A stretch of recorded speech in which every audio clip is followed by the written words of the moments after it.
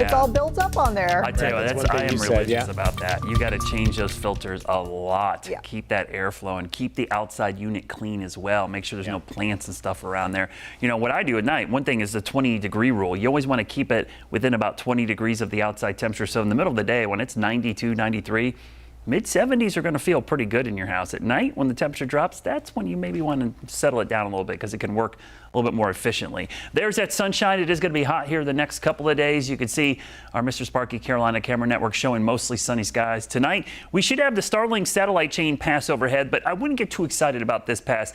It's 2 days after launch, and what happens is, you know, these launches are happening every 3 or 4 days. They're launching 52 mini satellites at a time in low Earth orbit. If it's a day or two after the launch and they're in orbit and they pass over and it's close to sunset or sunrise, the sun will illuminate them. But shortly after that, about 3-4 days, they go into a configuration where they don't reflect sunlight, so they become dim. So tonight could be hit or miss, but if you're out and about 9:30ish or so, looking at west-northwest sky, could be visible for about 5 minutes. So if you see some crazy lights in the sky, it's not aliens, it's not UFOs, it's just some Starlink satellites passing overhead. Mostly clear skies out there tonight, so great viewing for everybody. We'll have mostly sunny skies the next couple of days, but the problem is this record-breaking heat. I mean, we're seeing just a tremendous amount of heat in the Atlantic and the Eastern Pacific due to El Nino, but this is just crazy. Some of the water temperatures in the Atlantic, all-time records, causing bleaching of corals, and record temperatures down in Florida. I saw one buoy near Key West, 97-degree water temperature. Even for Florida, that is really bizarre.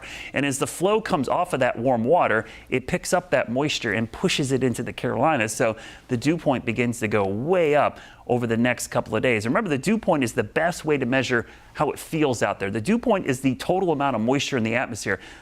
People grew up with relative humidity. It wasn't a really good way to look at humidity because it's relative to the air temperature. You can have 100% humidity, but it could be 30 degrees or 30 below zero outside. It's really about that dew point temperature. The dew point is the amount of water in the glass. The relative humidity is how filled up it is. So if you have a huge glass that's half full, 12 ounces, let's say, has 6 ounces of water in it, that 6 ounces is more than the 4 ounces, which is filling up that smaller cup at 100%. So always look at the dew point temperature. It's a more absolute reading of how it feels out there from a humidity standpoint. And because of the air temperature and the dew point the next couple of days, those heat indices are going to be going up into triple digits as we go into the weekend. And your body just has a struggle when it gets like that. You can't cool yourself down. Remember, your body temperature is 98.6. You see that heat index or the air temperature go above that reading, you're going to have a struggle. Here's a look at the scattered storms we're going to see in the afternoon, especially Friday afternoon. I think we'll see those mainly in the evening, but as we go into Friday, notice those storms to the north in the morning. They leave behind some boundaries that set up those storm chances as we go into Friday evening. Here's a look at your Guy Roofing 7-day forecast. Heat humidity is the story here. Mid-90s, but it's going to feel like 100 degrees, and those scattered afternoon storms, they're going to stick around all the way until next week. All right, Brad.